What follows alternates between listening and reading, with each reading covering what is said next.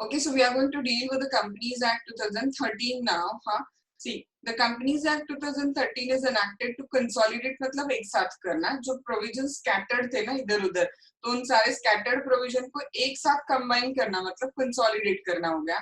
So Companies Act 2013 was enacted to consolidate and amend the law relating to the companies. As yesterday I already told you that previous to this law, Companies Act 2013, we were having the Companies Act 1956. मैंने जो law की पढ़ाई की तब मैंने Companies Act 1956 ही पढ़ा था, but अब जो मैं पढ़ाती हूँ वो है Companies Act 2013, because Companies Act 1956 repeal हो चुका है, पूरा का पूरा एक्ट रिपील हो चुका है और उसकी जगह पूरा का पूरा नया लॉ आया है, दैट इज Companies Act 2013. आपको बताया था कि ग्लोबल कंपटीशन बढ़ रही है और उस हिसाब से हमारे कंपनीज को भी ग्लोबल लेवल पे एक अपनी प्लेस हो, अपनी एक आइडेंटिटी हो, इसलिए हमने इस लॉ को क्या किया, चेंज कर दिया थोड़ा बहुत. हाँ, और पूरा एक्ट ही नया लेके आए हम लोग to cope up with the global competition.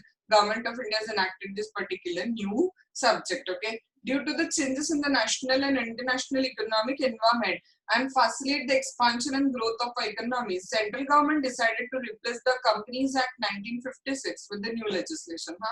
As I already told you that national economic environment, international economic environment is changing. Okay, so central government decided that they should go for repealing the Companies Act 1956 and instead they have brought the Companies Act 2013, which is in total containing how much sections? See, 470 sections and 7 schedules are there in the Companies Act. The entire act is divided into how many chapters? It is divided into the 29 chapters. The structure of the act, got the point? It's not actually going to be asked for examination anyhow, but still just for the sake of knowledge, 470 sections are there, 7 schedules are there, 29 chapters are there. Substantial part of this act in the form of a company's rule. The Companies Act 2013 का aim दिया है यहाँ पे. Now what is the aim of this particular act? देखो, improve the corporate governance. Corporate governance को improve करना, जो rules पुराने एक्ट में बहुत डिफिकल्ट थे ना, उसको थोड़ा सा सिंप्लीफाई कर दिया.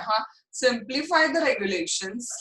देन माइनॉरिटी इन्वेस्टर्स को भी प्रोटेक्ट किया है, क्योंकि अदरवाइज क्या होता था, और सब कुछ डिसीजंस मेजॉरिटी शेयर होल्डर के बेसिस पे ही होते थे, तो कुछ प्रोटेक्शन उन्होंने इस एक्ट के थ्रू किसको दे दिया, माइनॉरिटी शेयर होल्डर. समझते हो, मेजॉरिटी शेयर होल्डर मतलब जिनके मैक्सिमम शेयर्स है, क्योंकि कंपनी में कोई भी डिसीजन किसके थ्रू होता है, बोलो रेजोल्यूशन रखे, और रेजोल्यूशन पास कैसे होगा, बोलो मेजॉरिटी से. तो ऑफकोर्स कोई भी डिसीजन जो मेजॉरिटी चाहे वो ले सकती है ना, क्योंकि उनके पास में मेजॉरिटी डिसीजन है वहां पे. तो इसलिए कुछ स्पेशल प्रोविजंस कर दिए इस कंपनीज एक्ट 2013 ने, जिसमें किसके लिए प्रोटेक्शन दिया गया, माइनॉरिटी शेयर होल्डर्स को भी. So strengthen the interest of the minority investor and for the first time legislator the role of a whistle blower. Whistle blower मतलब एक्चुअली ना अलर्ट रहने के लिए एक प्रोसीजर है. अगर मुझे लगता है कि कंपनी में कुछ गलत हो रहा है ना, तो मैं कंप्लेंट कर सकती हूँ, और उसके लिए कंप्लेंट मैकेनिज्म भी प्रोवाइड किया है. ना एक तरह से सिंपल सीधी चीज बताओ, समझो कहीं पे ना हम लोग देख रहे हैं कि कोई ट्रैफिक का रूल तोड़ रहा है. तो आपको पता है ट्रैफिक पुलिस क्या करेगा, सीटी बजाएगा, मतलब अलर्ट करेगा कि आप ट्रैफिक का रूल तोड़ रहे हो, राइट. अगर you can take out an example की समझो एक वॉचमैन है, और वो वॉचमैन देख रहा है कि कोई घर बिल्डिंग के अंदर घुस रहा है, तो वो जोर जोर से सीटी बजाना शुरू कर देगा, like he is going to alert the people कि कोई बिल्डिंग के अंदर क्या कर रहा है, वहां पे घुस रहा है. आपने वो गुरखा होता है देखो, रात को घूमता है, तो वो लकड़ी बजाता चलता है वहां पे रास्ते पे जोर जोर से. Means he is making alert to the people कि ही इज देयर, और इज अलर्टिंग द चोर that I am there.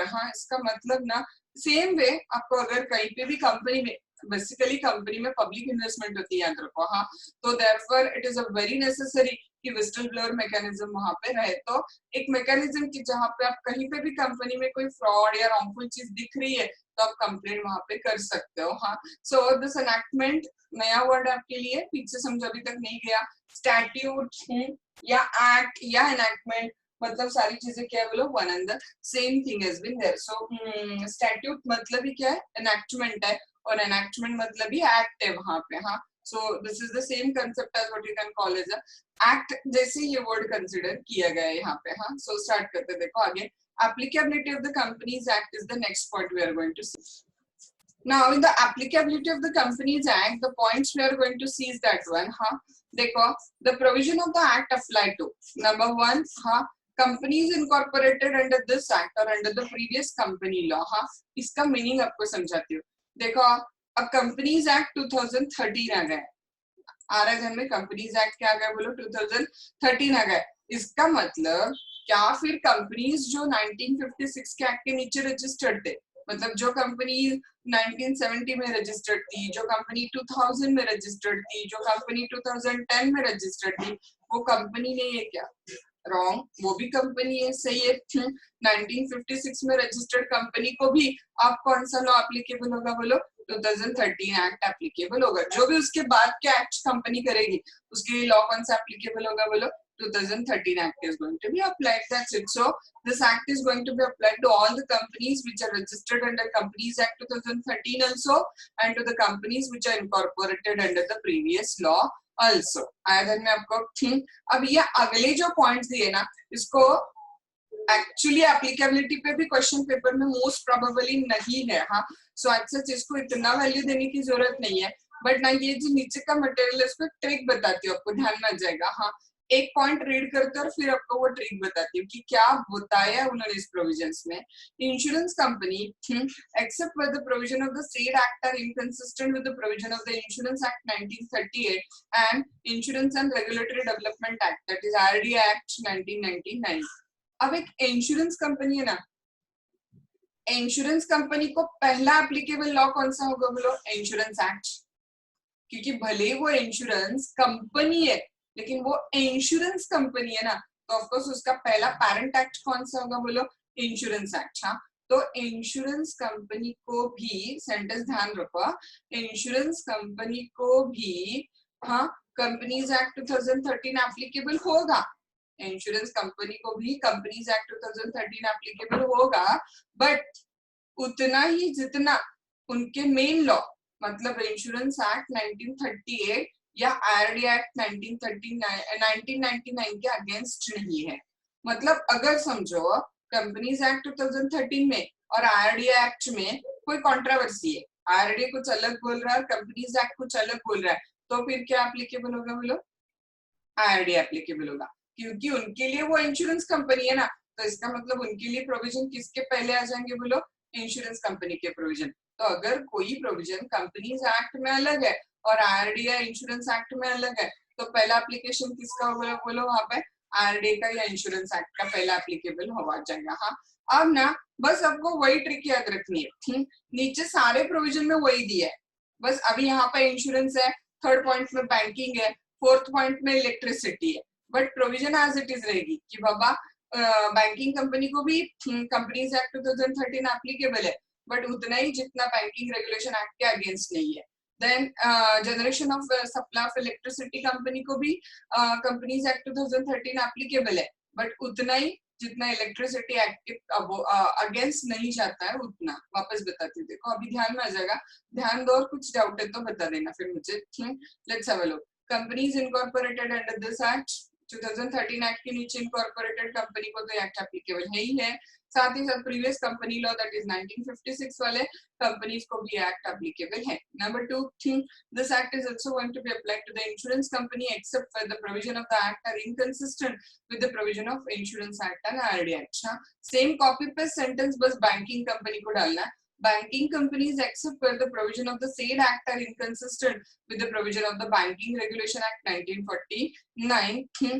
Then next one, same provision, बस वहां से बैंकिंग कंपनी हटाना और companies engaged in the generation of supply and electricity डालना. Okay, so companies engaged in the generation और supply of electricity except where the provision of the above act are inconsistent with the provision of the electricity act. ध्यान में रखे, देखो बस इन तीन provision में हमने क्या किया, इंश्योरेंस की जगह बैंकिंग, बैंकिंग की जगह सप्लाई ऑफ इलेक्ट्रिसिटी, इंश्योरेंस में इंश्योरेंस एक्ट की जगह यहाँ पे बैंकिंग रेगुलेशन एक्ट, और यहाँ पे बैंकिंग रेगुलेशन एक्ट की जगह इलेक्ट्रिसिटी एक्ट 2003. बाकी तीनों प्रोविजन सेम ही है वो, बाकी तो सिंपल है, जनरल क्लॉज है. Any other company govern by the special act and body corporated which is incorporated by any act for the time being, in force, and central government may by notification notify in this behalf, कोई भी other corporate जिसको central government ने notify किया कि Companies Act इसको applicable हो जाएगा, तो उसको Companies Act is going to be applied. Okay, so this is what about applicability of the Companies Act 2013. Companies Act ने किसके बारे में डिस्कस किया है यहाँ पे, applicability के बारे में यहाँ पर डिस्कस किया.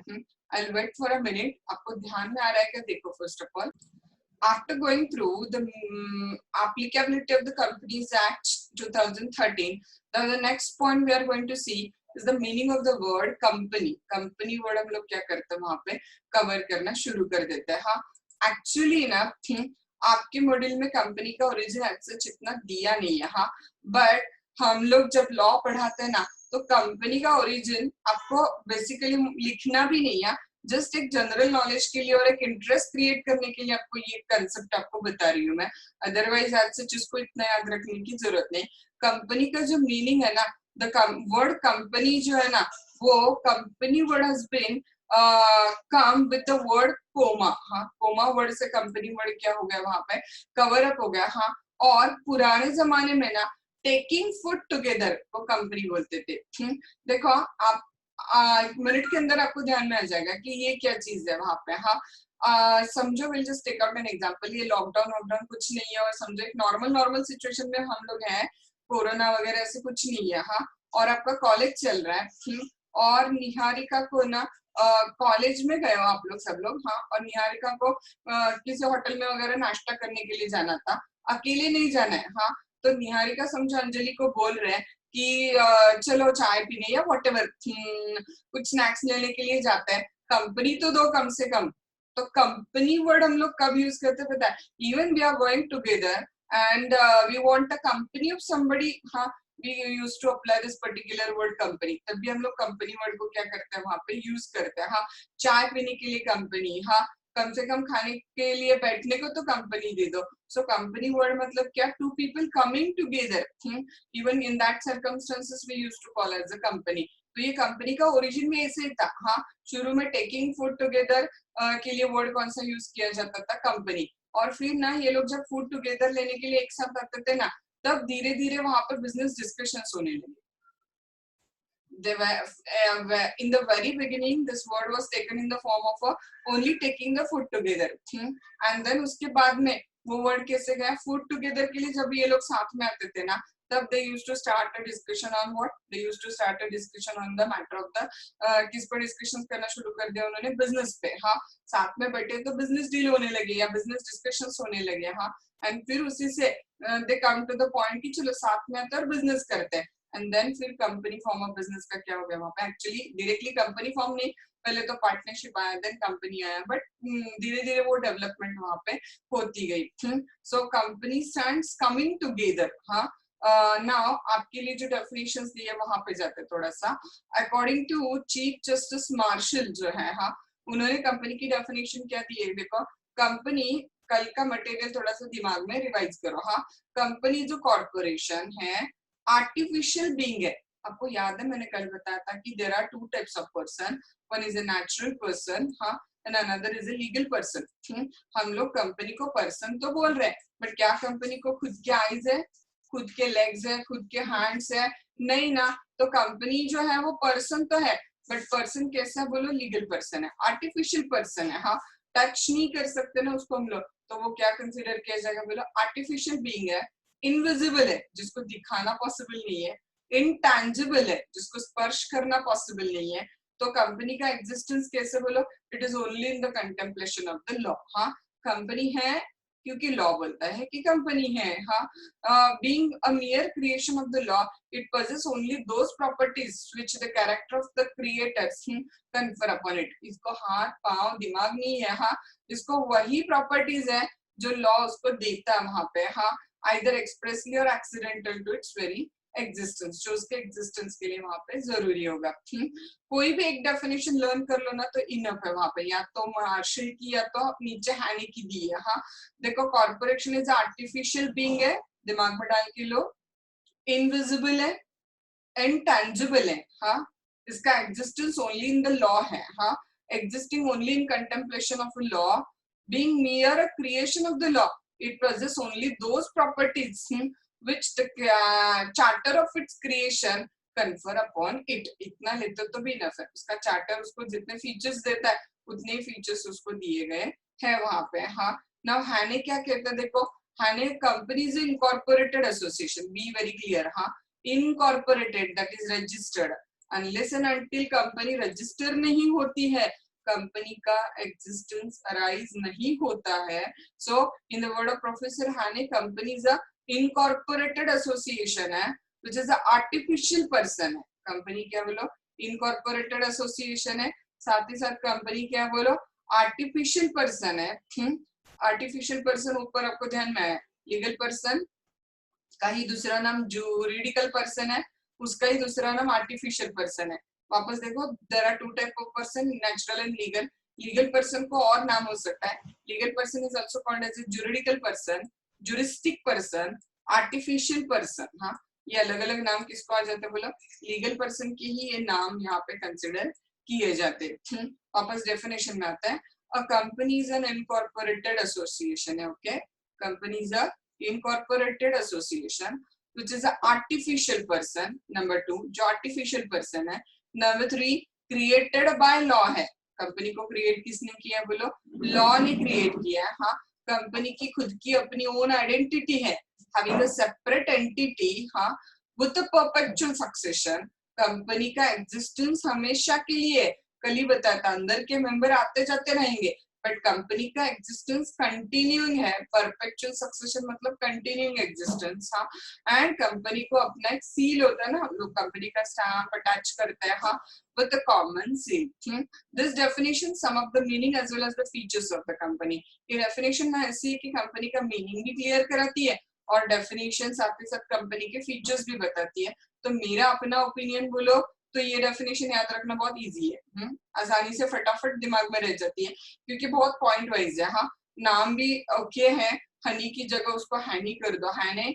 अ company is an incorporated association है, number 1, which is an artificial person है, नंबर 2, created by law है, number 3, having a separate entity है, number 4, with a perpetual succession है, नंबर 5, एंड कॉमन सील। अच्छे से इन्वर्टेड कॉमा डाल के definition क्या करो वहां पे याद रखो। हाँ, नाउ हाउएवर हमारा जो कंपनीज एक्ट है ना, उसकी भी डेफिनेशन याद रखनी पड़ेगी आपको क्योंकि सेक्शन नंबर के लिए उसकी डेफिनेशन है और उसकी डेफिनेशन बहुत लॉजिकल नहीं है बट सेक्शन की वजह से हमें वो डेफिनेशन याद करनी है। तो माय ओपिनियन, हैने की डेफिनेशन याद रखो और कंपनीज एक्ट की डेफिनेशन याद रखो, बहुत इजी है वो। हाँ, company defines the term bit differently. हाँ, यहाँ से यहाँ पे याद रखना है हमें। Section 220 of the Companies Act define the term company. Company means a company incorporated under this act. मतलब कौन सा बोलो, Companies Act 2013 और any previous company law। खत्म, ये इतनी सी तो डेफिनेशन है। हाँ, section 220 defines the term company and company means a company which is incorporated under this act 2013 के एक्ट के नीचे जो इनकॉर्पोरेट हुई है या under any other previous law जो इनकॉर्पोरेट हुई है उसे हम लोग क्या कंसिडर करते हैं, तो कंपनी कंसिडर करते हैं। तो याद रखोगे, दो चीजें याद रखनी है, खाने की डेफिनेशन लर्न कर लो एंड साथ ही साथ अपने कंपनीज एक्ट 2013 की definition with section define, section note down करो। Section 2 sub clause 20 is defining the term company and what is the definition of the company? Company means a company incorporated under the Companies Act 2013, that is company means a company incorporated under this act और under any previous law के नीचे भी जो registered है वो भी क्या consider की जाएगी बोलो, कंपनी। हाँ, सो इन ऑल तीन लोगों की डेफिनेशन है यहाँ पे। मार्शल की डेफिनेशन जो थोड़ी सी डिफिकल्ट है, हैने की डेफिनेशन है वो सारे पॉइंट्स ही है। And then coming our definition of the companies act 2013, company means a company incorporated under this act और any other previous company law. हाँ, so what the point, this is the definition of क्या होगी बोलो, company यहाँ पे consider की गई है। हाँ, अब हमें किस में जाना बोलो, कंपनी के फीचर्स हमें यहाँ पे क्या करने, डिस्कस करने हैं। हाँ,